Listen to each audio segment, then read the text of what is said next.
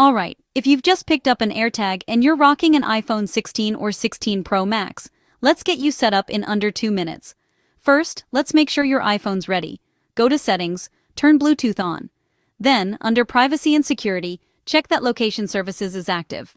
Make sure Find My is switched on, and don't forget iCloud Keychain. That keeps everything in sync. Ready? Grab your AirTag, pull out that little plastic tab and listen for the chime. That sound means it's powered up and ready to go. Now, just hold the AirTag close to your unlocked iPhone. Instantly, you'll see a little setup card pop up from the bottom of your screen. If it doesn't show up, just lock and unlock your phone, or give it a few seconds. Tap Connect. Now, choose what you're tagging. Pick from the list or create a custom name and emoji. I always go with the emoji because honestly, it makes it way more fun to spot in the app. Tap Continue to link your AirTag to your Apple ID, then hit Done. Boom, your AirTag is now showing up in the Find My app under Items.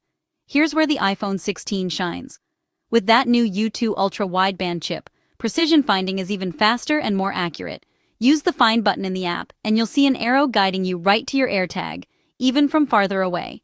Want to share your AirTag with family? You can. Tap your AirTag in Find My, scroll down, and invite up to 5 people. Super handy for shared keys or bags. If you ever lose something, turn on Lost Mode. The Apple network will help you track it down and notify you when it's found. That's it. You're set. Now you can keep tabs on your stuff with just a tap.